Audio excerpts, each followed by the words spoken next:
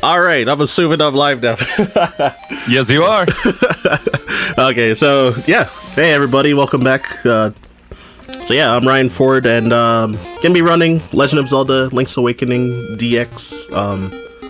The word salad of a category, any percent, no save quit, wrong warp, and out of bounds. I forgot to put up a timer, so Shadow Temple's gonna just I've tell got a me how timer to- on my computer, and I will tell you exactly how long this takes, assuming you prompt me on when you start and when you stop.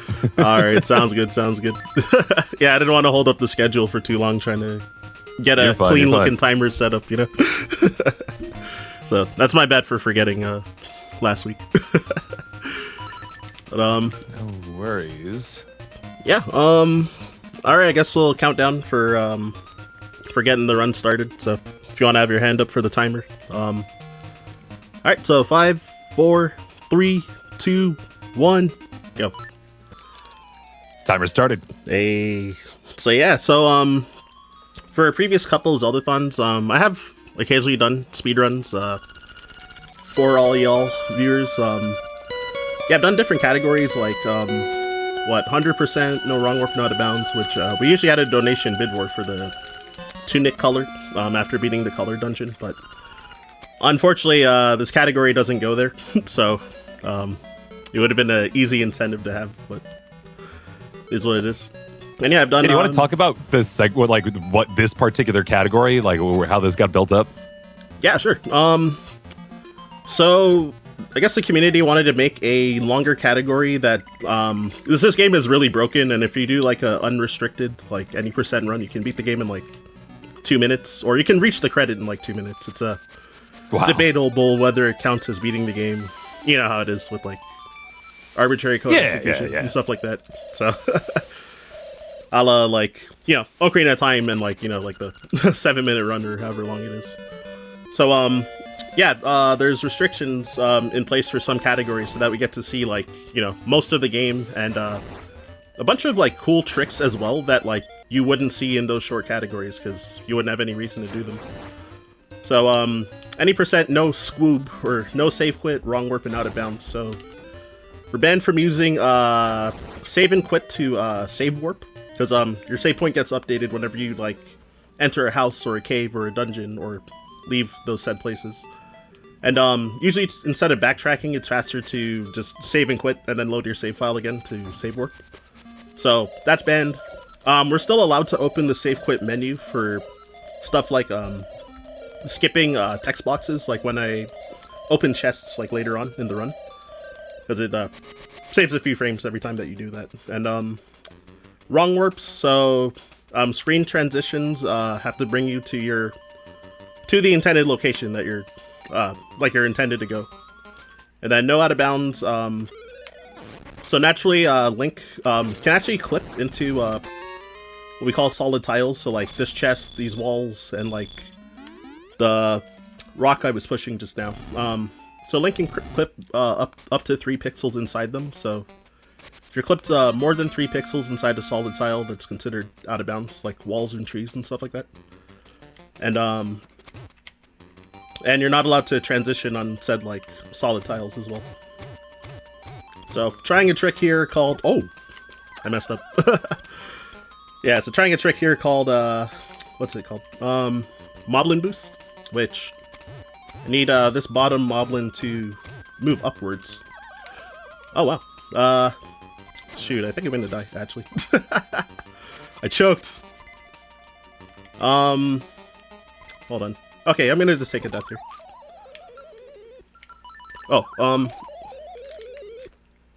Alright, so I know we're not supposed to save, but we are allowed to die in this category. So, whatever. I'm gonna just die here. Yeah, sure, why not? Sorry? Why not? And the tiniest misinput the first time, which got me killed. Or made me mess up the trick. But it's okay. So yeah, so you can barely hit like the side of what's it called? The side of pit tiles, and Link won't immediately fall in them. He kind of gets like dragged towards the middle before falling. So if you like approach it from the corner, then you can take the arrow from behind, from the moblin and get like pushed across the tile. The first time I got caught into the wall, unfortunately, because I don't know. I was trying to input up and left, and I got kind of just an up input and got caught in the wall, unfortunately. So that's a mouthful, but yeah. So got through it eventually. So stealing also is allowed. So yeah, so that we don't have to farm like 200 rupees to steal that what's it called? The shovel. And then whenever you re-enter the shop, you also die. So this is intended. Though I did forget to give a flashing lights warning. Because, well, you can tell. And then, yeah, I'm just quickly buying 20 bombs as well. Skipping the text by opening the save and quit menu a frame after pressing A as well. And then gonna steal this bow last and leave, so that I don't have to take a death again from re-entering. And yeah, when I went into the forest, there was a chest that had 50 rupees in it, so that's how I was able to get the money in this category. Where compared to categories like what is it? Like any percent no wrong warp, no out of bounds, where save quit is allowed, it's faster to farm rupees there. So we rely on the RNG, farming all the enemies on the beach to get rupee drops, to get 10 to be able to buy stuff. But yeah, so I used the toadstool there to skip. Oh, to skip across that that pit without falling into it. So there's like text that comes up saying that like basically that like the toadstool is useless. Like I think it gives off an aroma. I think it's what it says. I'm playing in Japanese, so I actually like don't remember what it says anymore. And Japanese is faster because there's some there's a bunch of tricks that are like oh wait, so yeah, the reason is that for the most part text is faster in Japanese, but it's version 1.0 of the game that has like unique tricks that are coming up later, like one called bomb trigger, which I'll cover when I end up doing a bomb trigger like in the run later. Most other categories usually end up doing one sooner, but not in this one yet. So I just damage boost there since I was going to get this heart for free anyway. To grab the Rock's Feather, which is the really broken item in this game. Of course, it allows you to jump, but going to be able to do some stuff like what here is called a oh shoot, that's not good. 1 second. Called a super jump. So if Link is clipped into a walls that have ledges on them, so pretty much all the walls in the dungeon here have them. And yeah, since Link can again like naturally clip up to 3 pixels inside the wall, as long as he's at least 1 pixel clipped, if you're facing away from the wall, he'll try to like jump off of a ledge, like how Link normally does on like normal ledge tiles, and how Link is like kind of like intangible like when he jumps off of ledges. So I was able to pass over certain like walls and barriers to be able to get the nightmare key early. And then yeah, make quick work of Moldorm here, which he actually is harder than he looks there, but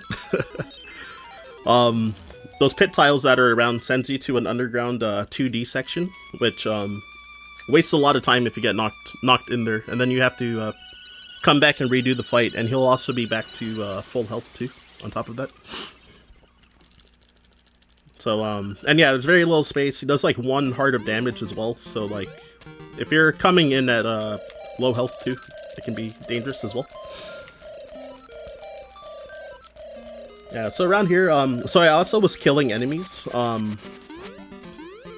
just seemingly random. So in this category, if you kill, at this point in the game, if you kill 30 enemies without a save and quit or without dying, then you'll get a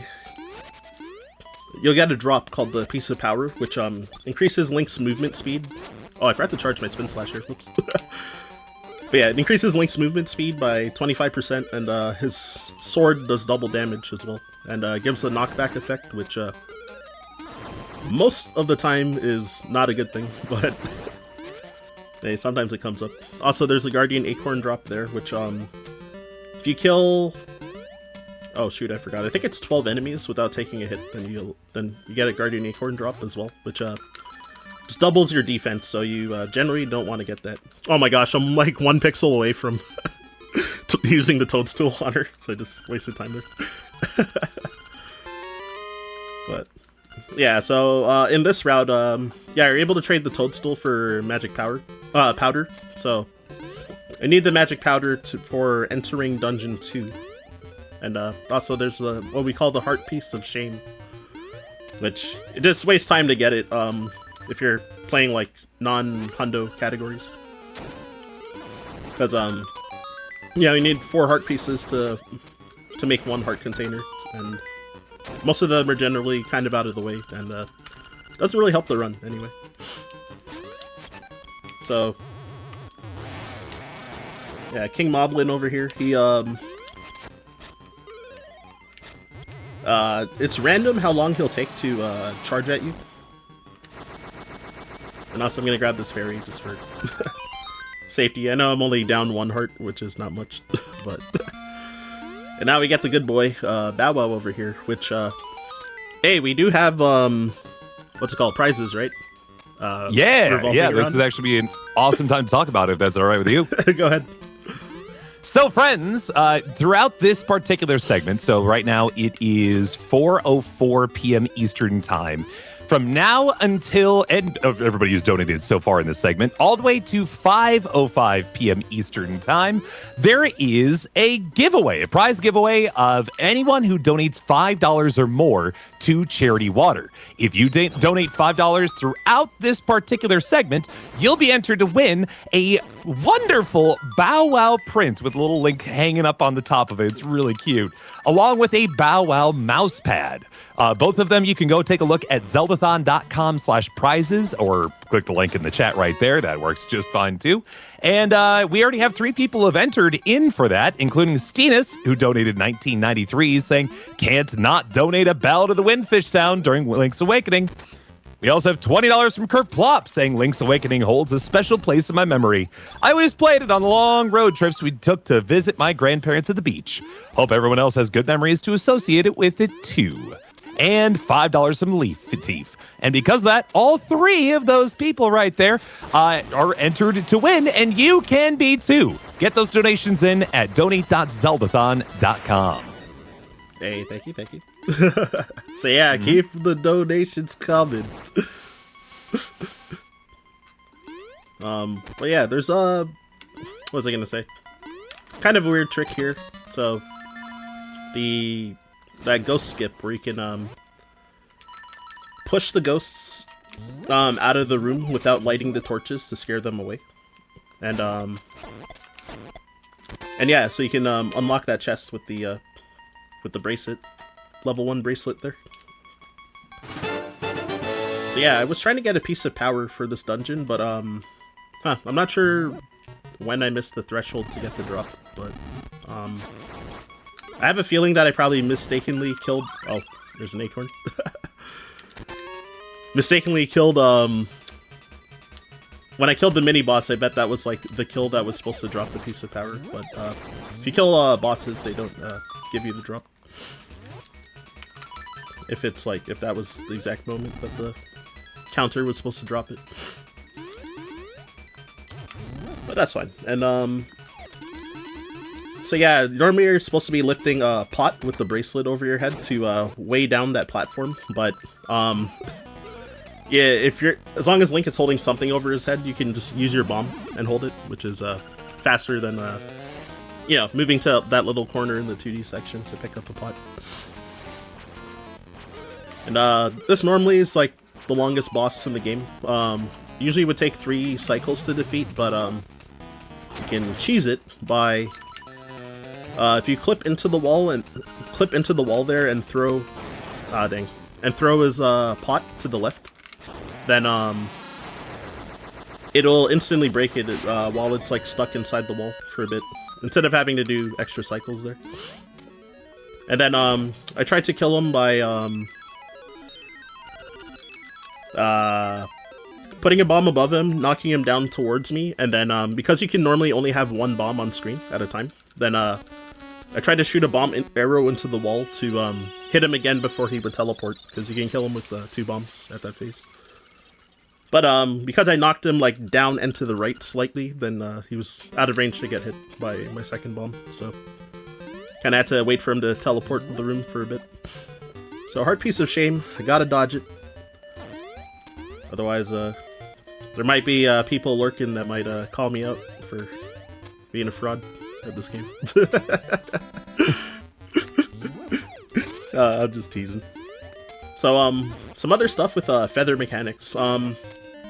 You move... So Link, when he's moving diagonally compared to moving horizontal direction, generally, he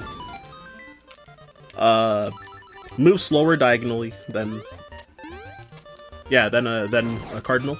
And but if you're jumping with the feather, then if you're jumping diagonally, it moves at the same speed as moving cardinally. So whenever you're moving diagonal, you want to be jumping with the feather if you have it equipped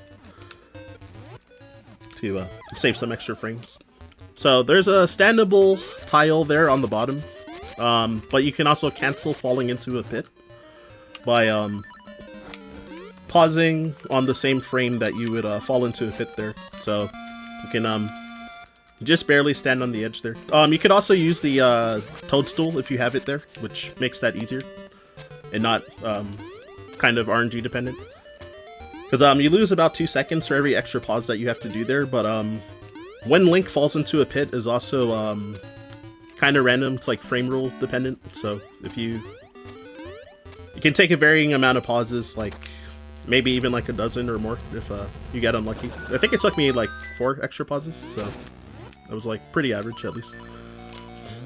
And yeah, you can put the key in from the side by barely clipping there. And yeah, not having to circle around the dungeon like 2 times to put in the key, then go in the dungeon. I also saw my boy Jamie with the raid too. Had to shout him out. Absolutely.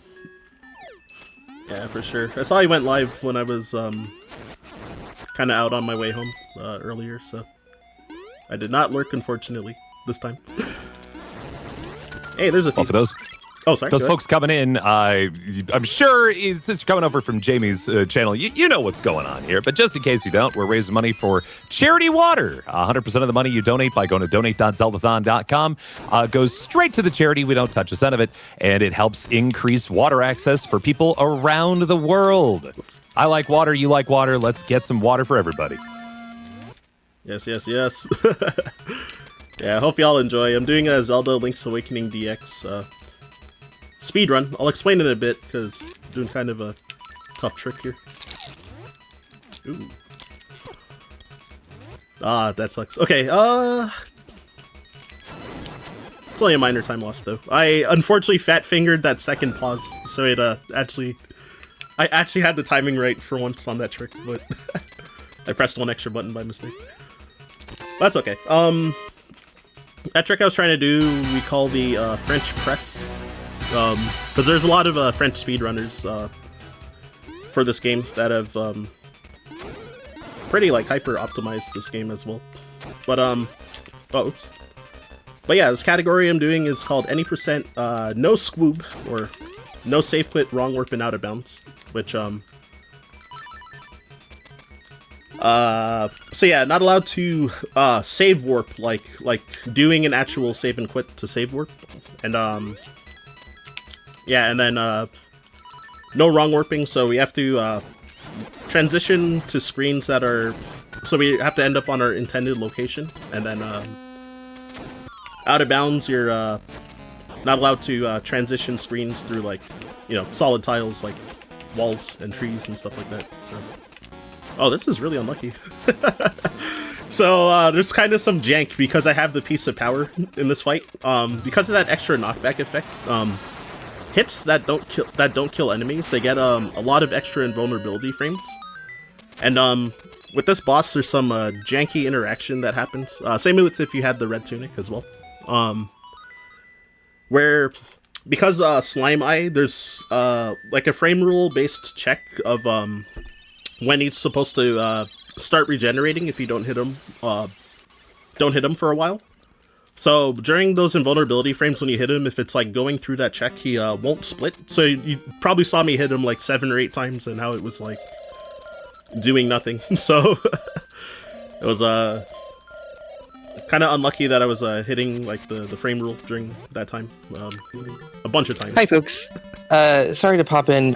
We unfortunately need to restart OBS on our side. That should take only a couple of seconds, but just giving you a heads up that is a thing that we are doing.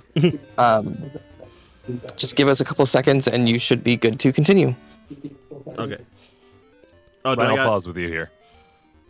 Okay, do I gotta do anything as well, or? Nope, we'll take care of it on our end.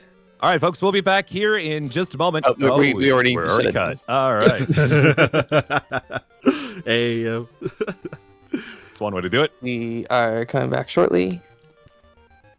All right, we have to just recheck a couple of things.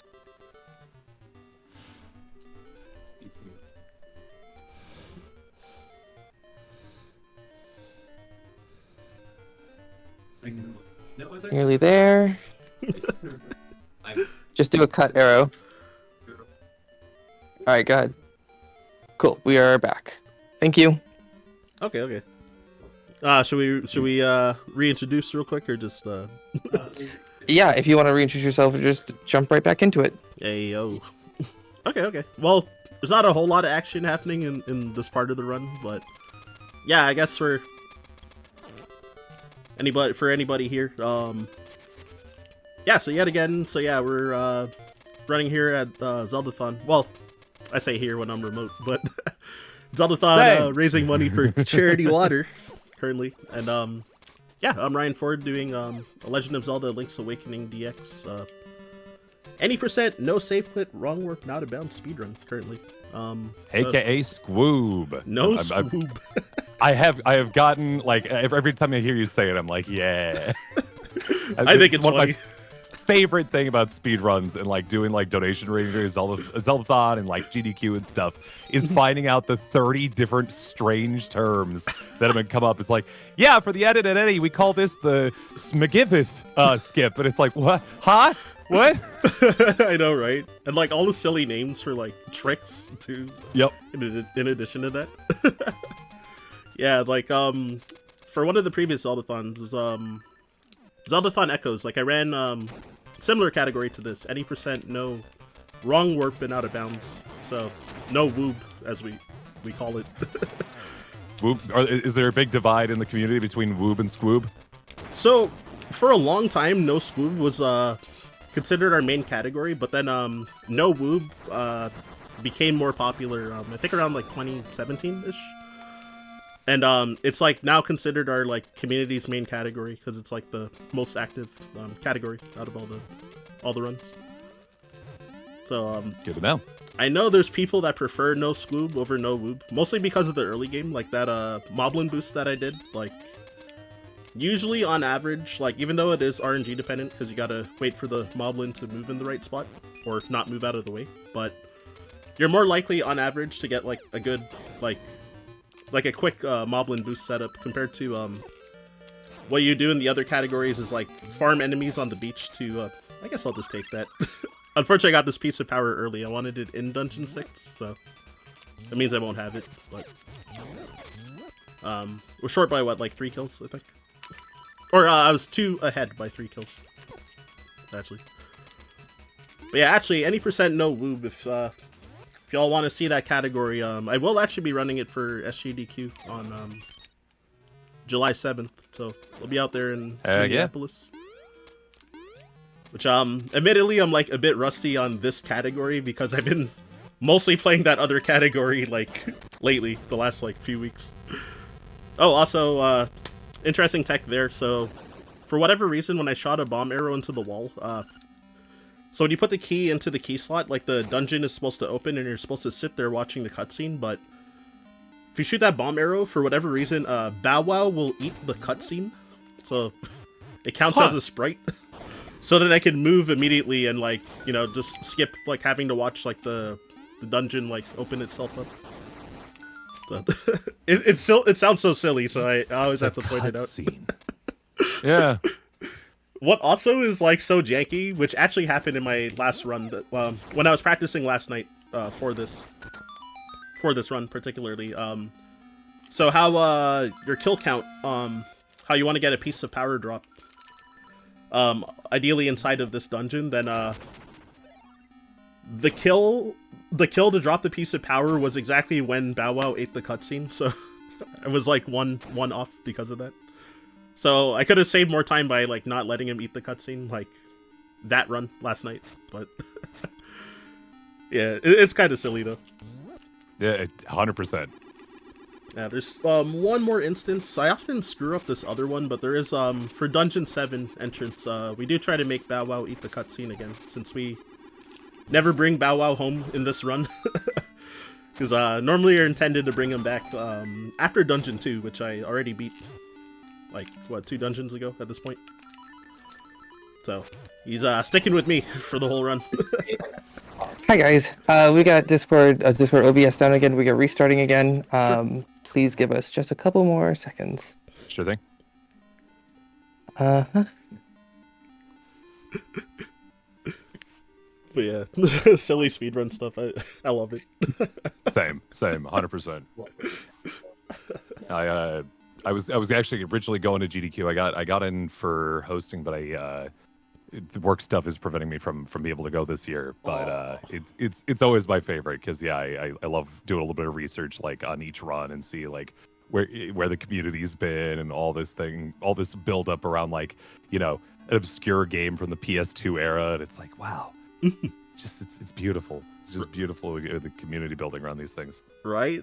There's a good amount of games like that I would have never known of or even decided to play if it wasn't like for GDQs, to be honest. And All right, we are going back live.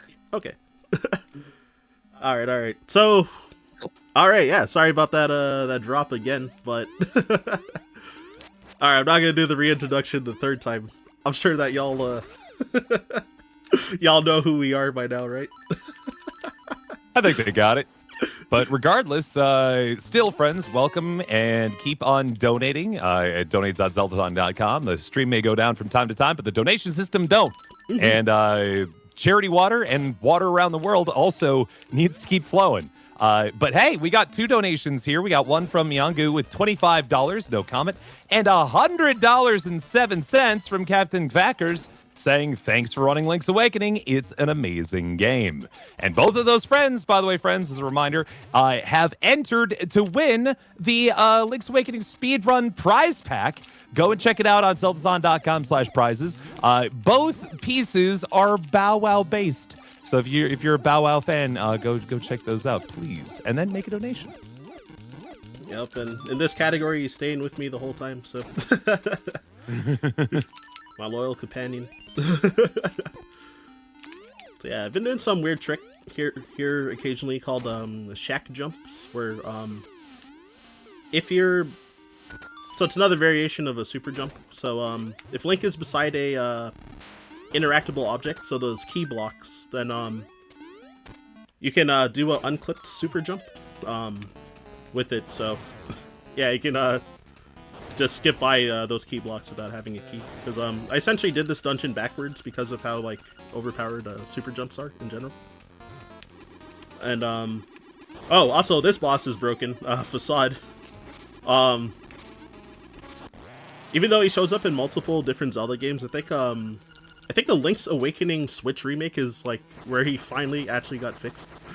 He's been like broken in like this game and like Oracle of Seasons and stuff like that. Because have they just been copying, pasting like everything about him from each of those games? It's funny because he functions so different in Oracle of Seasons, but then he's like broken for like different reasons. It's actually like even worse in that game too, which is kind of more funny. Yeah, because in this game, his hurt box is active before his text comes up, so you're able to get 3 hits with the bombs there. So you can cut the fight down to a 2-cycle fight instead of a 5-cycle there. But in Oracle of Seasons, the first time that you encounter Facade in Dungeon 2, he... when you enter his room, like, his hitbox is active that whole time, but once you move close enough to him, it'll trigger the fight. But if you don't trigger the fight, then his, like, hurt box is still there, so you can just, like, lob bombs, like, downwards at him without, like, actually activating the fight, and just kill him before the fight, like, technically even starts. It's, like, pretty funny. Oh, which I guess in Zeldathon Echoes, I did do a run of that, so I did show that off there, too. Unfortunately, the time you fight him right before the final boss, like, refight him, the room is too small, so you actually do trigger the fight, so you do actually have to fight him normally in, in that game, the second time. Oh, actually, okay, I'm gonna... Oh, wait, no, never mind. We're fine. Never mind. Ignore me. So yeah, I'm gonna be doing a trick here called, Walrus Skip. So, normally you're supposed to bring Marin to the, animal village here, and, and then she'll sing, the Ballad of the Windfish to this walrus, and, yeah, he'll wake up and move out of the way. Or, well, he, like, falls in the water. I don't know if flipping over is a bad thing or not, as we'll see in a moment. And then, so normally, because I have Bow Wow here, and I don't have Marin with me, then, there's a rabbit afterwards for, the cutscene. So the game will, like, try to play the cutscene, and Link will be stuck there, but because, we have Bow Wow instead of Marin with us, then, you'll just be stuck there, and the game will keep trying to play the cutscene, but it won't. So, you can end up soft locked there. So, I had to do a very specific movement so that my pixels and subpixels were correct, so that I could end up losing my train of thought here because of this, because I wanted to explain this fight after.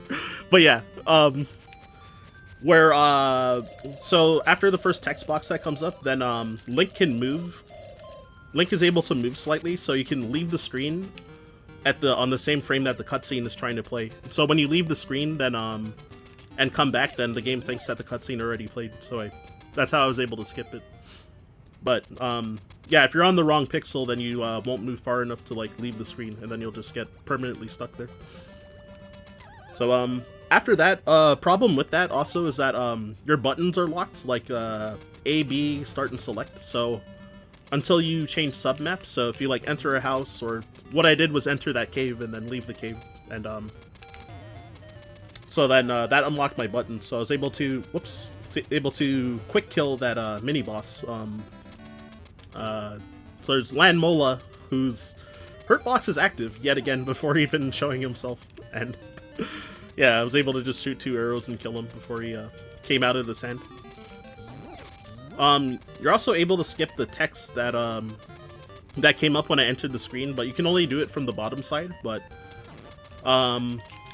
in those other categories, like any percent no woob, you would to unlock your buttons, you would intentionally take a death instead of going all the way up to that cave. So then you would see the text box get skipped there, which that category is actually, like, not exactly free to do, because if you try to shoot your arrow immediately, because Bow Wow is in your way, the arrow can, like, hit him and block the shot.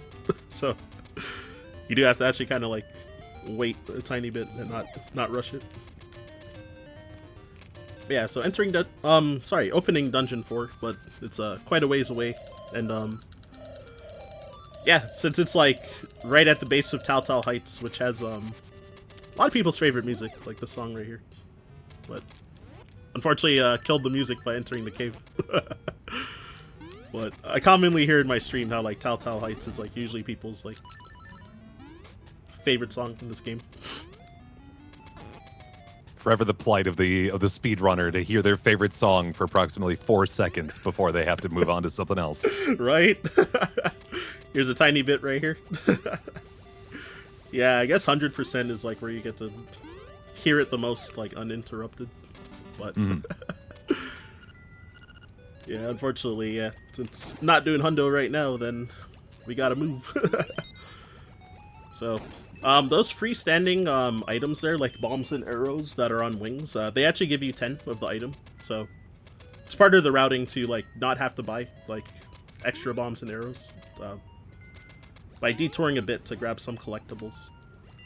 Oh yeah, so when I left Dungeon 6, I was doing a trick called Jesus jumps, since I don't have the flippers yet. Same with like when I did the what was it, the Villa skip to get the Dungeon 3 key. You can also cancel Link drowning in water or lava, and if you pause on the same frame that he's supposed to drown. And when you pause and unpause, Link is also standing on water or lava for 1 frame, so you can buffer your feather and jump if you have it equipped as well. So yeah, that's called a Jesus jump. So leaving Dungeon 6, because I went there early, then to leave there, then yeah, I had to do like 5 Jesus jumps in a row. You lose roughly about 2 seconds per extra pause that you do.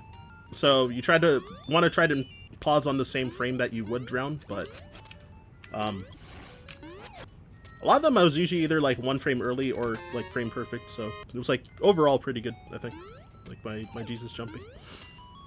Because, you know, it's like kind of unreasonable to expect to get frame perfect pause every single time. And it's 60 FPS for this game too, so yeah. It's way too tight. So yeah, this boss, we do like to meme about how tough he is. But really though, yeah, you can hit him with 1 spin slash and then just shoot two bomb arrows on top of his head, downwards, for an easy kill. Oh, I saw Linkus mentioned. A couple years ago, I actually ran this category on a GDQ hotfix show where me and Linkus raced for... The show is called What's Faster, so people race 2 different games where both of the runners have roughly a similar time for their PB for their respective game and category. So I ran this category against Linkus running Wind Waker, any percent unrestricted. Which, he was the victor, but it was a fun show, I think. But yeah, I think I haven't seen a piece of power drop yet, so I'm gonna be careful on this screen, because I don't know how close I am to getting a drop, because I was ahead earlier, like in Dungeon 6. And I would like to try and keep the piece of power for almost the entirety of Dungeon 5 if I get a drop. So sometimes if you're close to enemies when you screen transition, then Bow Wow might just like... He's decently likely to like instantly eat the enemy, so... Yeah, I kind of like veered far off to the left just so that he would avoid the buzz blob, hopefully. So this is my favorite dungeon in every category except Hundo. Hundo no Woob. Fortunately, we're not playing that category. So there's the piece of power. Yeah, in Hundo no Woob, there was a there's a big trick in this room that I'm in where you're able to get the hook shot early, but because the trick is actually frame rule dependent, it's like it's 50-50 whether it'll work or not, even if you execute it correctly. So, and it loses about 15 seconds per try, so it's like kind of common run killer in that category. But yeah, fortunately I don't have to do it in this category, so, you know, not relying on luck. And there's a lot of like cool movement, I feel, in like this category, like trying to avoid getting hit by enemies as much as possible, and then also like trying to kill enemies quickly and not letting them get away from you as well. Yeah, so here's Master Stalfos 1, which you're normally not intended to actually like kill him, but if you overkill him by getting 4 bombs in before he runs away, then he'll drop a key. And also the mini boss music won't stop playing as well until you find a spot to change the music, which actually when I get into the room to fight Master Stalfos 2 here, then you know, it changes the music to the same music, but you know, when he runs away this time, then the music will actually be cancelled. Um, so yeah, that key, I think it saves like 3 seconds in this route by being able to take a different path to get to the boss later, like the actual dungeon boss. And here I gotta cheese this Zol that's through the wall there by just poking my sword like into the wall, and you just barely bait him into jumping into you. Then here's Master Sulfos 3. So we have to chase him down in all these rooms and defeat him so that he'll end up back in the room where I mentioned about early hookshot. The room to the left of that is where you would fight him the final time, and then you get the hookshot from him when you defeat him in that room. So gonna have to backtrack there, but first you normally need the hookshot to pull out that bridge on the bottom there. And yeah, to use the hookshot and pull out that bridge to get that that boss key, but you can actually do a 4-tile jump just barely with the boots and feather and do a dash jump. So with that you're able to get the boss key early so that I don't have to backtrack like all the way back there after getting the hookshot. Oh, dang. I lost the piece of power. But I carried it through most of the dungeon, which is fine. So yeah, so with Piece of Power and Guardian Acorn, if you get hit 3 times, then you lose the item as well.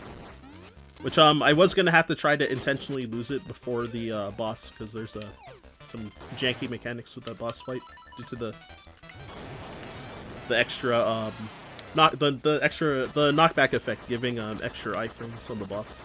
Similar to Slime Eye, the Slime Eel, the dungeon boss here, has the same issue, and it could end up being like RNG dependent whether you'll 2-cycle them or not, instead of having like what normally is a guaranteed 2-cycle as long as you execute correctly. And yeah, now that I have the hookshot, I don't have to rely on the RNG of these guys showing their back to me, so I can just hookshot them from anywhere besides their face and just kill them. Whoa, another piece of power? That would have been a waste though, because I want to lose the piece of power like right now. Like I would get hit on purpose to lose it. That's crazy that I was so ahead of kills to see another piece of power there. Never seen that before. Yeah, so there I did a trick called what we call bookshot. So if you have the hookshot on B and feather on A, then if you press both buttons on the same frame, then when Link pulls himself in on something like the block, he gets pulled in twice as fast. Which is I don't know, it's like a very small time save. But because the hookshot has to be on B specifically, then that's why they called it bookshot. Because I heard the legends that an old runner way back in the day kept forgetting that you have to have the hookshot on B for the trick to work, and they kept screwing it up. Hence the reason for the name. Yeah, so basically if you press both the A and B buttons on the same frame when using an item, the game actually takes priority and gives the A button priority first, so Link kind of like jumps and then shoots the hookshot, like in like quick succession, and yeah, for whatever reason that's like it makes Link pull himself in like twice as fast. But if you have it in the opposite buttons, then the feather wouldn't happen. So weird mechanic. There's also a trick in 100% categories called Zoomerang, where kind of do almost the same thing but with the boomerang instead of the hookshot, which makes you like fly really fast if you use your boots dash and then switch items to your feather and hookshot mid dash. It's weird. It's very weird.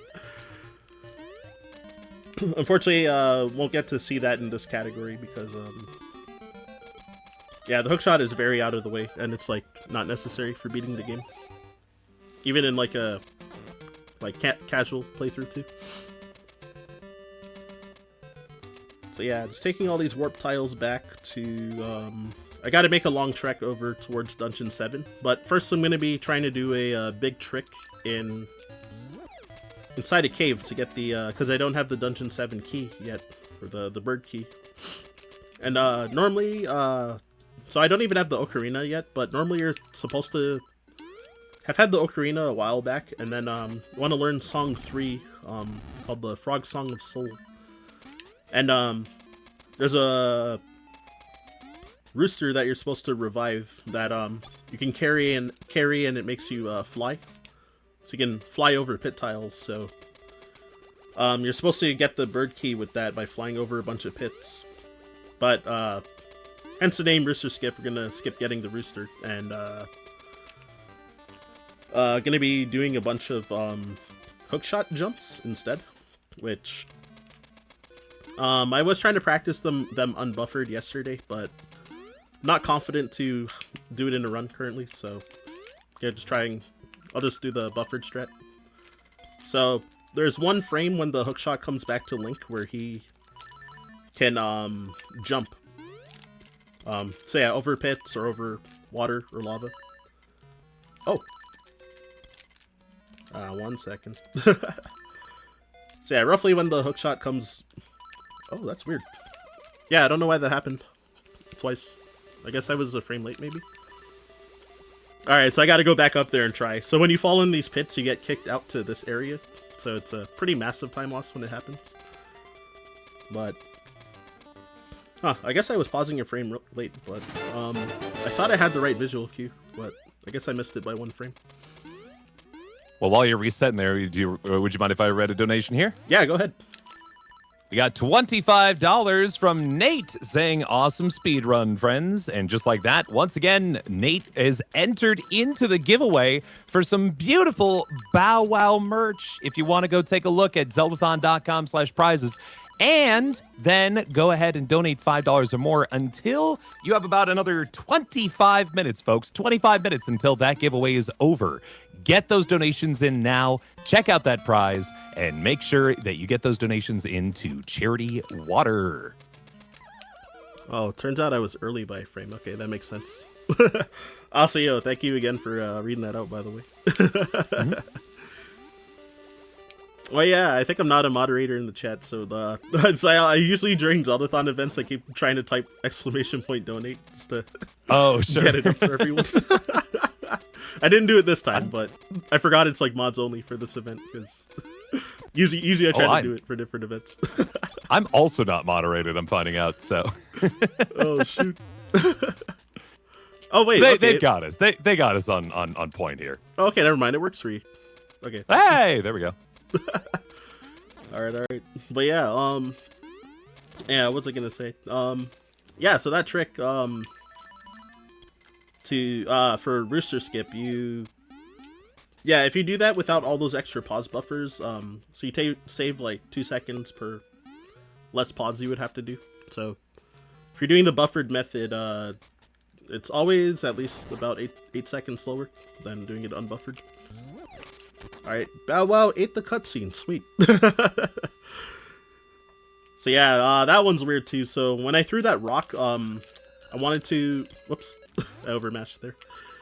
Wanted to, after throwing the rock, I think you have to wait for the rock particles to disappear, like from the rock shattering when you throw it, and then touch the key block like very shortly after, and like it will usually make Bow Wow eat the cutscene. Sometimes I think I like go too fast that it ends up not working, but hey, there it is.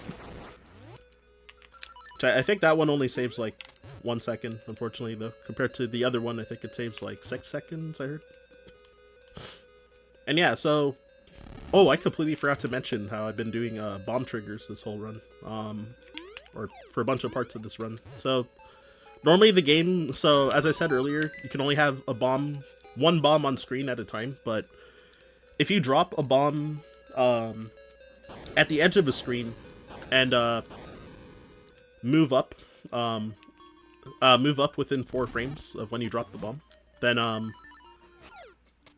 Link will be able to drop a second bomb, like, just as he enters the second screen. And, with that, it causes, the game to, like, I guess freak out, and it, like, will trigger whatever the game's first, sprite slot is in the memory on that screen, which, often is cutscenes.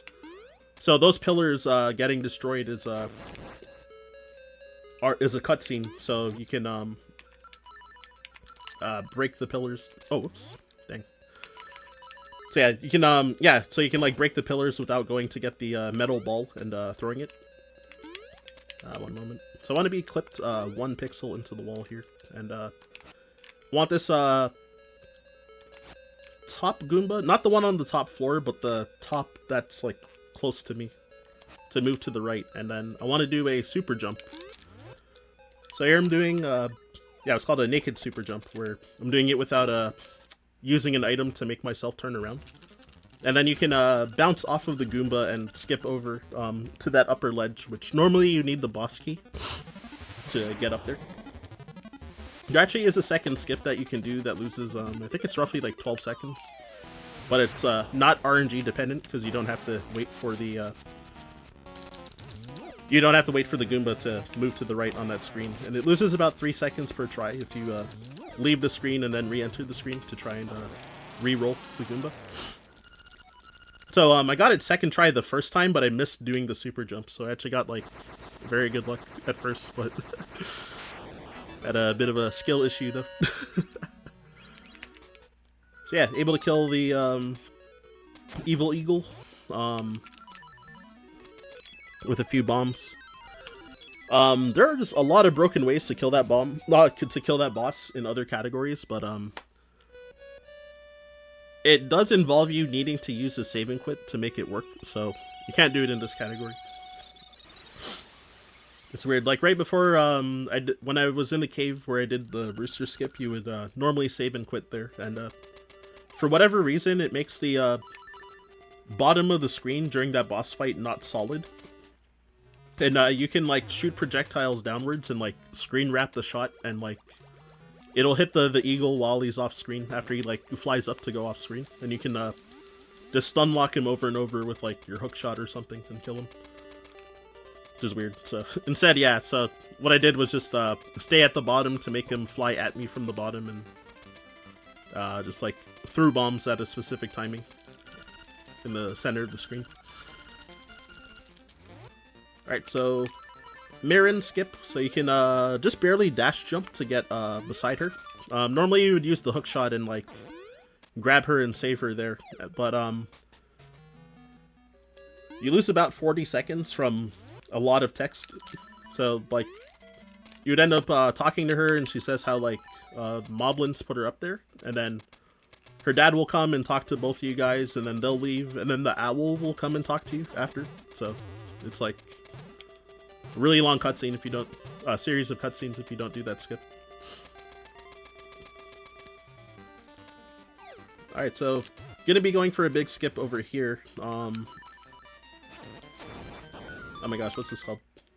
Oh, I think it's just flame fountain skip. So you can clip into the wall so that Link doesn't get knocked backwards when you run into that flame.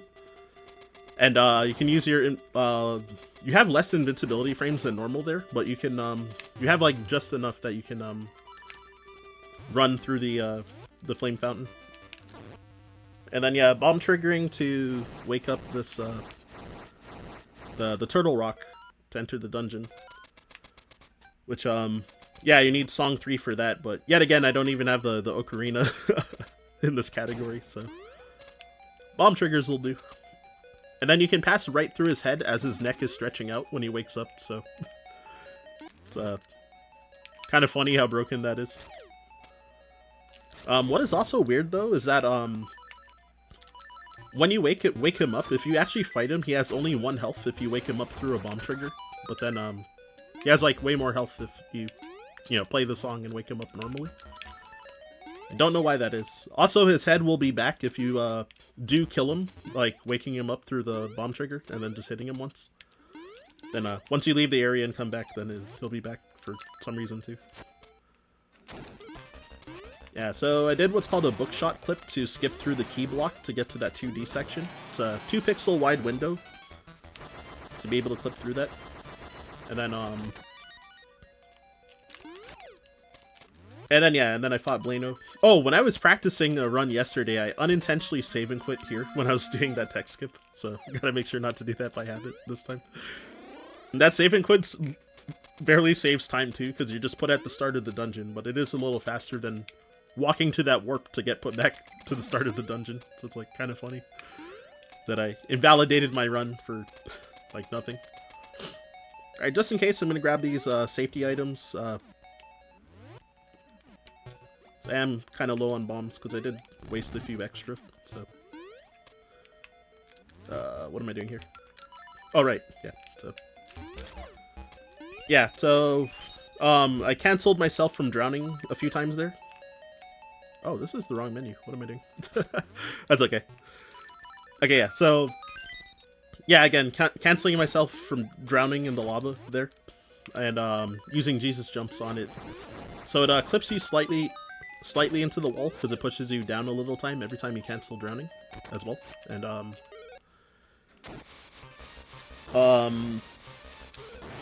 yeah, then I was able to super jump through the block that I pushed, so you can get around that side a little bit faster. You could, so unfortunately because I did that, I didn't get to show off the other trick, which is lava swim, which if you are standing on lava while doing a screen transition, then if you have the flippers, then Link will swim in the lava because he can like bypasses the damage trigger for the lava, and then outside of that, the lava tiles act as water outside of damaging you. So I didn't get to see me swimming in the lava, unfortunately, because I went for a safety strat because I had a chance to. I think my bombs might have been just barely too low, that I might not have been able to do the optimal strats for the final boss as well. Oh my gosh. Whoops. So Hothead, oh, this is gonna be a very slow fight. So, with the magic rod, you can break his shell. Oh, that missed, dang. Wanted to show off the tech skip, so I just wasted a lot of time instead. That's okay. So yeah, if you open your save quit menu on the same frame that you kill him, you can actually skip the text there that he gives, which I think saves 3 seconds if you do it frame perfect. Also, not gonna say what that is. Whatever's happening with Link. I'm just kidding. So, yeah, when you grab an instrument and use the magic rod, then what's called Wang Boys, where the magic rod will like stick out in front of him. Or if you swing it a little late, it'll stick to his left side. So, yeah, call that the side. I did see that earlier when you throw it in a bomb in the midst of grabbing an instrument. Similar kind of gig where like it seems like the game doesn't really know what to do with Link's sprite in the moment. Yep. When I kept juggling the bomb after Dungeon 6. Yeah.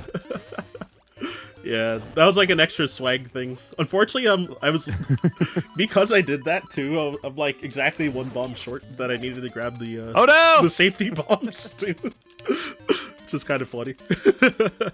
Hey, because sometimes it's worth the flashy, you know. It's just, you just got to go for it, right? Yeah, because of some extra mistakes I made in some previous dungeons. Then yeah, I wasted a couple extra bombs, so I was actually like one short, which was kind of funny. So yeah, there I bomb triggered for yeah, again, because you need the Ballad of the Windfish to be able to open the Windfish egg to enter to fight the final boss. But yeah, I guess I'll talk about the manips on the final boss in a bit. But if there's like possibly anything you want to read out though beforehand, so we got like 40 seconds. Yeah, sure. Well, in the meantime here, friends, once again, you are down to 15 minutes to donate $5 or more to Charity Water in order to get yourself a chance to win our Wow Bow Wow package, which is the Link's Awakening Bow Wow mousepad and a Bow Wow print, both provided by Mars Artwork. In addition to that, friends, there just recently there was maybe some sort of, I don't know, major game device release in the past couple of weeks here or so. And we at Zeldathon managed to nab one of those for ourselves for you. If you donate $100 throughout the entirety of the marathon, so you donate $5 now, you donate $50 later, $45 here and there, eventually get your way up to $100 on the same email each time you donate, you'll be entered to win our grand prize giveaway of a Switch 2. In addition to that, we also have another grand prize, which is absolutely gorgeous. A mural cutout of the Tears of the Kingdom murals. That is for $200 or more cumulative throughout the marathon. Get those donations in. Get yourself a chance to win these fabulous prizes. And make sure everyone has access to clean drinking water. Hey, thank you for that as well. So, I guess to get down with the nitty-gritty of this endgame, so the path that I took is always the same if you don't read the the magic book in the library with the magic lens, which instead it becomes left, up, right, up, left, up. So yeah, so I was able to quickly navigate through that, and then I bomb triggered as I was falling into the boss fight, which skips 12 seconds worth of text, but it also cancels the music from playing. And the music playing actually rolls RNG.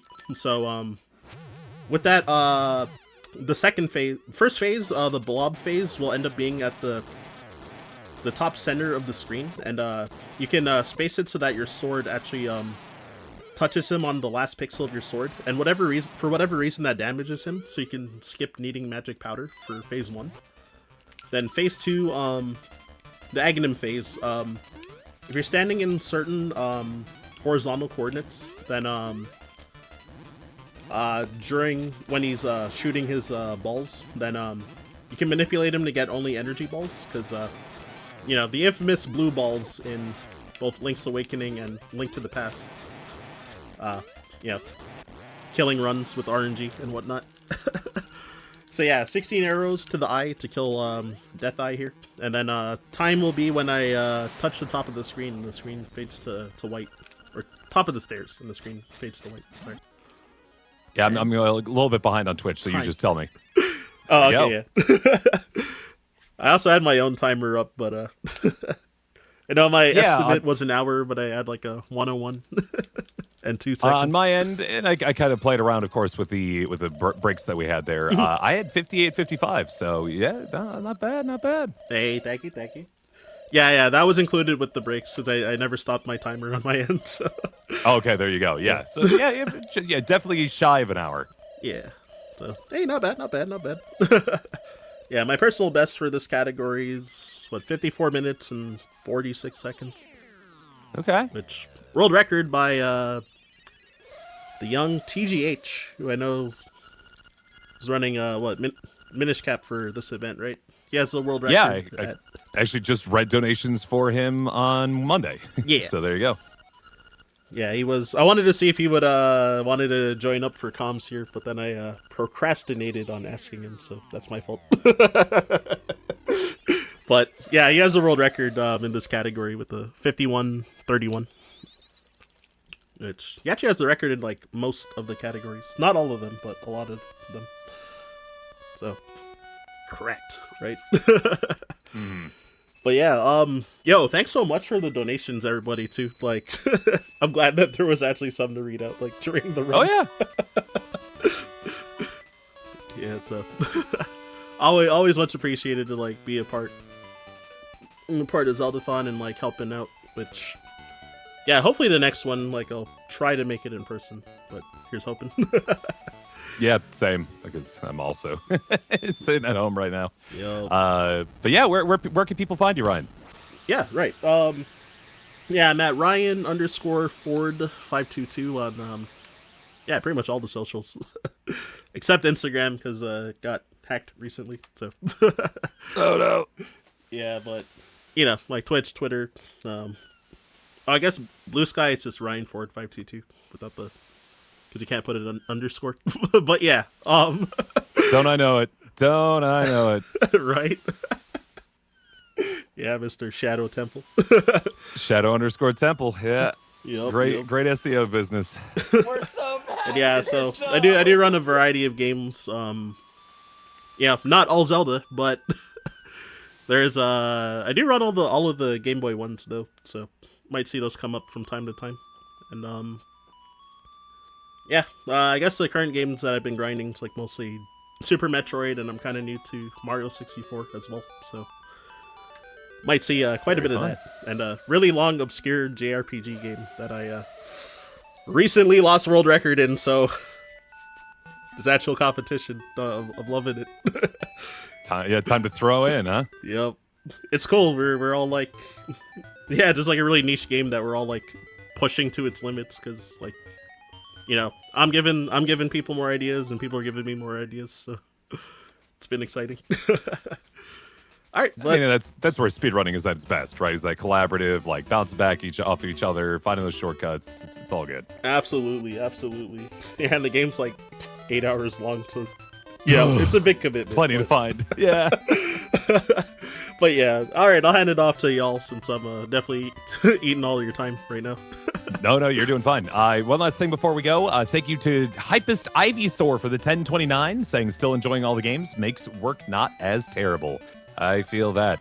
We're going to be sending it off then to our next segment here, friends, in just a few minutes. We got Navi Trackers with Dynamation, along with a couple other folks joining in here, which you'll see here as we go along. Otherwise, have yourselves a good rest of your day, friends. I'll be actually tuning back in for some donation reading for our Zelda 1 speedrun later tonight. But in the meantime, stay tuned and keep donating at donate.zeldathon.com.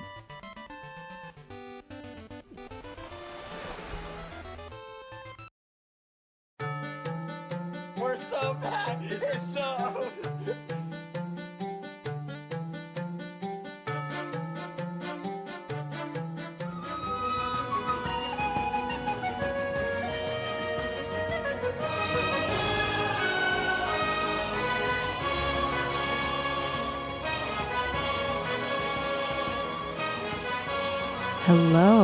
Hello, chat. How are you doing? It's me, Plinkett. Hey, we are currently getting set up for our next segment, and in Dynamation tradition, it's a little complicated, so we'll be starting soon, but I wanted to check in and see how everyone is doing. I hope you're hyped for Navi Trackers. I am definitely very curious to see how this goes. I think it's going to be a really... Is interesting the right word? Frightening? No. Fascinating? Wild? It's going to be a segment. It's going to be the segment of all time. In a good way. You know, I used to be the one to overproduce all the segments, but I think Dino might be taking that title from me. So, Dino's definitely been cooking up this one for a while. So, and yes, Tylenos, we have the return of Navi Trackers. Tylenos, in case you didn't know, has been submitting Navi Trackers for every single event for, I think, at least, how long has it been, Tylenos, since the last Navi Trackers? Is this like 6 or 7 years? It's been even the non-Zelda marathons. Tylenos has been submitting Navi Trackers. Almost 7 years, and Navi Trackers has finally returned to the main stage. We are here now, and it's taking prime. Can you believe it, Tylenos? Not only has Navi Trackers returned to Zeldathon, but it has become a prime time segment. Prime time, which is it is one of our featured games for the marathon. So, congrats to all the Navi Trackers stands in chat, all one of you, maybe two. So, but as a reminder, we are raising money for charity water here. We are at $21,662.43. And that number is going to keep climbing throughout the week. Please get your donations in now. I know we can do it. We have a wonderful, wonderful schedule planned for you tonight. and we're going to keep pushing through. We also have some amazing merch available that you can purchase with proceeds going to Charity Water. And we have, if you go to zeldathon.com/store, you can look at all of the Tantrum merch that we have, which includes the amazing Wind Waker pattern Hawaiian shirt. We have a Phantom Hourglass sticker, the cool Wind Waker Link inventory shirt, notebooks, posters, the water bottle, so much amazing stuff there. And then we also have shirts at the Yeti. We have the marathon shirt. We have a cool mascot one. And someone else is here. Hi, Xanadir. Hello, Clinkit. How are we doing today? We're doing pretty well. Talking through our merch. Right now I'm talking about the Yeti shirts. We got that cool Link design on the beach, and then we have my personal favorite, the Echoes of Wisdom with Finn and Alfredo, and our marathon version of our marathon shirt. In addition, we have some amazing sponsors helping put this event together. PC Name Tag provided our amazing lanyards and badges and ribbons for the event, and then we have Lens Rentals, who provided so much amazing tech. I don't know if you've noticed how much of an upgrade we've gotten this event, but it's been pretty incredible, and we are so thankful to them for their support. Thank you for powering the milk bar, Lens Rentals, and quite literally my entire job here at Zeldathon. Much appreciated. We do have your mic, Gannon. We did steal your mic. In addition, we are collaborating with so many amazing communities this summer. You already saw some of our collaborations, such as with the Washington Metropolitan Gamer Symphony Orchestra last night for that woodwind quintet piece segment with Arrow, who is playing a game, and musical Daredevil kind of emceeing. And then we have some speedruns through our friends at Zelda Speedruns. So we had earlier, you saw Good Gortho doing Ocarina of Time, 37 Water Temple Keys. We also just finished Link's Awakening DX with Ryan Ford. Later, I think tomorrow, we have a speedrun of Cloud doing Breath of the Wild All Dungeons. And then following 2 segments after that, we have Glubbers doing Echoes of Wisdom. If you wanted to see an actual finished Echoes of Wisdom run, unlike whatever I did yesterday, you can watch Glubbers tomorrow doing Echoes of Wisdom All Dungeons, which will be a fabulous time. And then on Friday, we have Player 5 doing Tears of the Kingdom. And and then Crimson A, our representative from Zelda Speedruns, on technically really late Friday, technically Saturday, we'll be doing a Majora's Mask randomizer. And then also we have Zelda Universe still partnering with us as usual. Cass here, Astral Empress, as our representative here on site for Zelda Speedrun, or not Zelda Speedrun, Zelda Universe. And then we have so many collaborations. We have another one with our Zelda, which you've seen some of the prompts on Reddit that we have been talking about during Good Morning Zeldathon. Please, if you have a Reddit account, did you know you can actually link it with the donation accounts here? Which is really cool and get unique flair and stuff. So connect your Reddit account and go on Reddit and add your comments to our daily posts, because then we may talk about them the next day during Good Morning Zeldathon. But yet there's more. We're also collaborating with Black Enough Flash, the speedrunning event under the GDQ umbrella, which they have their Juneteenth event next week. We haven't seen the collaboration yet, but that'll be coming. I think that's going to be on Saturday is our plan for airing that one. Friday or Saturday. I believe it's Saturday. And that one is, I'm very excited to be able to, help support that event. I'm a little biased because I do work with GQ as well, but they put on so much great content. And a lot of our team members from Zeldathon are actually involved with that event and have runs. Like Ryan Ford, you just saw, also has speedruns that he is going to be doing during the Juneteenth speedrunning event next week with Black and a Flash. And did I get everyone? Oh, Zelda creators. So on our store at zeldathon.com/store, you can also see a sticker sheet and a poster provided by Zelda Creators, which is an art community. Does all sorts of amazing Zelda art, like Linktober events and stuff like that. And you can purchase that sticker set as well, and proceeds go to Charity Water. I'm doing this all from memory. Not bad, right? Not bad. I'm going through it. We also got some amazing prizes. I cannot list off what the current prizes are off the top of my head. That's a little bit more challenging. But yes, so many different ways to support the marathon. And you can also get cool stuff while doing it. But also make sure you are following and liking and checking out all of these amazing communities that we have been collaborating with. And yeah. Did I get... Oh, wait. The slides up for the collabs. I got them all. Let's go. Hooray. I had something else to say. What was it?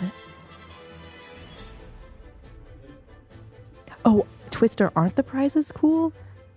Seriously, this is like... we always have amazing prizes at Zeldathon, but there was such an amazing, incredible upgrade this time. Not that, just so many amazing artists contributing prizes this time, and completely blew me away. It's so nice to get Trina some assistance from more of our team and really boosting and growing our prizes program. And just all of the artists that have been out there and crafters out there who've been excited to donate to our events. Some for the first time, some returning marathon after marathon to provide prizes. And we are so incredibly grateful for their contributions toward our event, which help us raise so much money for organizations such as Charity Water. As a reminder, every $10,000 that we raise is a new water project, which could be a well, it could be a biosand filter, it could be a solar-powered dispersion system. There are so many different ways in which water can be provided to a community that doesn't have access to clean water. And the amazing thing about Charity Water is 100% of your donations go toward the water projects. The administrative costs and everything that goes along with that are not, your donations are not included for that. Those donations are provided by what Charity Water calls The Well, which is a group of generous donors that support this fund of money that goes towards paying the employee salaries and the administrative costs, so that when you're donating money to Charity Water, you know 100% of it is going to help people in need. And not only that, Charity Water also works with local organizations on site where they're installing the water projects to make sure they're picking the appropriate sites, the right kind of water project. They work with the community when it comes to building and maintaining the water projects, so it's very sustainable. And Charity Water also supports and continues to provide support for previously existing water projects that they have put in these communities. They monitor them constantly, provide, replacement equipment or other labor costs as needed to make sure they're up and running for those communities. And what I also found out is that Charity Water, in some cases, also takes over old water projects that were provided by other organizations such as Charity Water, or other organizations in the past that maybe haven't been doing the upkeep. Charity Water will take those on and continue to support those projects and make sure those communities maintain their existing access to clean water. And clean water sometimes, clean water is important for sanitation and personal health and hygiene. But did you know that Charity Water is actually access to clean water is actually one of the biggest can have a huge impact on the local economy when it comes to boosting business and other endeavors in a local area. In addition, it has a huge impact on education. In communities that don't have access to clean water, it requires journeying for extremely long periods of times and distances to collect the water and bring it back to a community. And in many communities that don't have access to clean water, that job usually falls on women and girls to make those arduous journeys to collect the water and haul it back to their homes. So because of that, a lot of girls don't actually get to go to school when they don't have access to clean water because they have to spend their days going to get water and bring it back to their families. So by providing water projects to these areas, girls are able to stay in school and receive better educations, which also helps boost the economy of those locations. And that's one, like the impact of clean water on women's ability to get education. For me personally, it's one of the most impactful concepts, I think, of the whole thing that you don't really think about when you think about a community not having access to clean water. And for me, I'm just so happy to be able to contribute to ensuring women get access to water, because women are awesome. We love women. Go women. All right. It sounds like we're just about ready to start, so I'm going to leave you with that. And I'm going to pass you into the capable hands of Ganon 11, and we'll be back soon.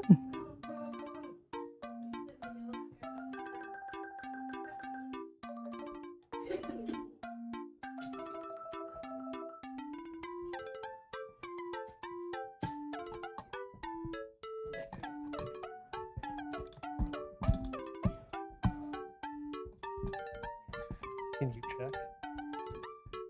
Once you untangle me.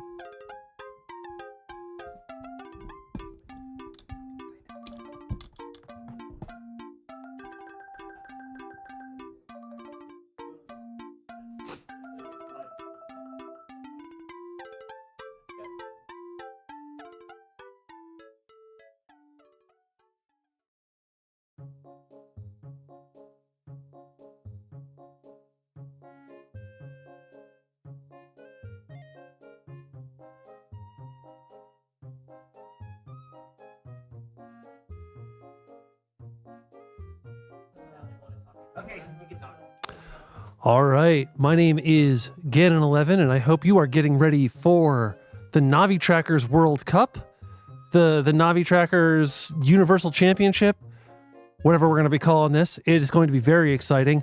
I can't tell you too much because I want this to be a surprise to you as much as it is to some of our players, but I can say that we're going to have 4 teams. We're going to have a green team, a red team, a blue team, and a pink or purple team.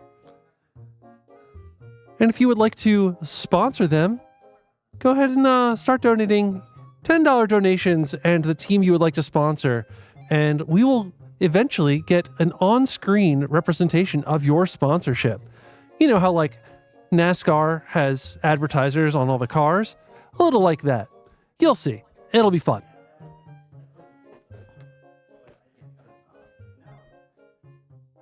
In the meantime, how is everyone doing there? Each of these teams has completed a long journey to get here. They've won in their regions. They've gone to their county championships. They've competed at the state level and come out on top.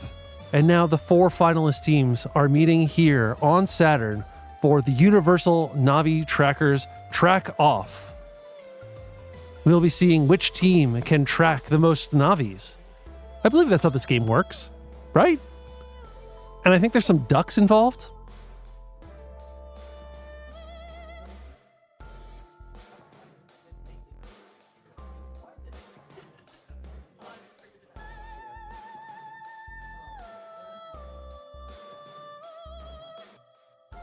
What are you looking forward to the most in this Navi Tracker segment? Track on, track off, never stop training. That's right, these teams have trained endlessly for the past 20 minutes to be able to understand how to play Navi Trackers. And that practice has paid off to bring them here to the championships.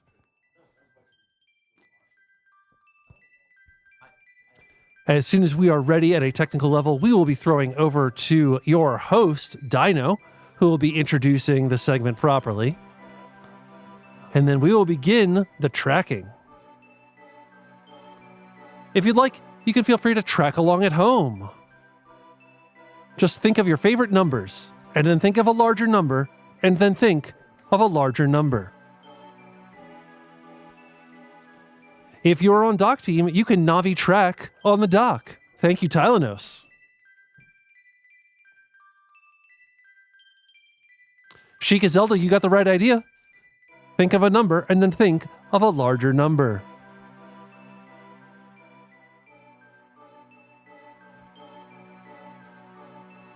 In addition, we are reaching the early evening hours, so I would like to know, what are your plans for dinner? Our plans for dinners are burgers. I am getting a turkey burger with lettuce and tomato. I heard someone in the tech area say they're getting chicken tendies. Also, Mr. Link is so hungry, they could eat an Octorok. Oh, I'm seeing a lot of people getting burgers. Heck yeah. Whoa, AT Bash, thank you for raiding in with a party of 28. We are Zeldathon Voyage, and we are going to be playing some Navi Trackers, the Navi Trackers Universal Championship here in just a few minutes as soon as we are ready at a technical level. We hope your viewers are ready for a little bit of chaos and a lot of bit of fun. A reminder that you can sponsor the team of your choice, the green, red, blue, or pink team, for $10 or more, and we will get your name represented on the stream. I am hearing some rumbling as players maybe come back into the room. Potentially. I could also be wrong.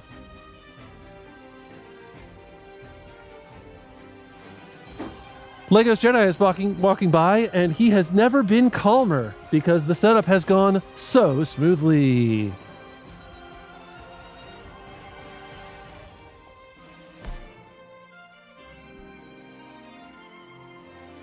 I continue to hear rumblings from behind the scenes. I hope you all are getting as excited as I am. Cereal Mom is making taco soup, and I'm coming over. 4 seconds.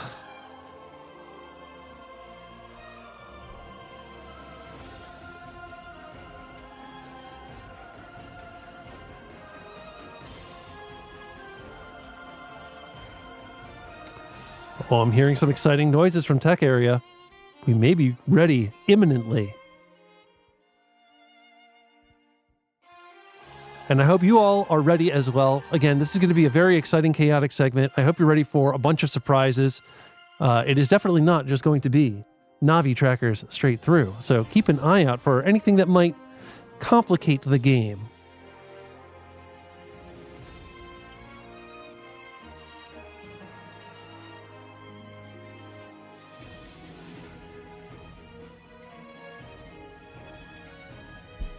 Ooh, fried rice and fish. That also sounds really good. MC Argotlim, I'm glad you are freshly home and have eaten a food. Did you eat a fresh food? And importantly, legally, you have to tell me what it was.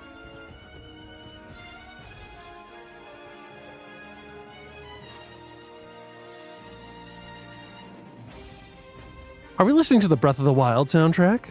What a lovely time. I enjoyed that game. All right, I think we are just about ready to send you over to Dino, so I'm going to sign off for now, but keep an ear open, you might hear me a little bit later. Take it away, Navi Trackers.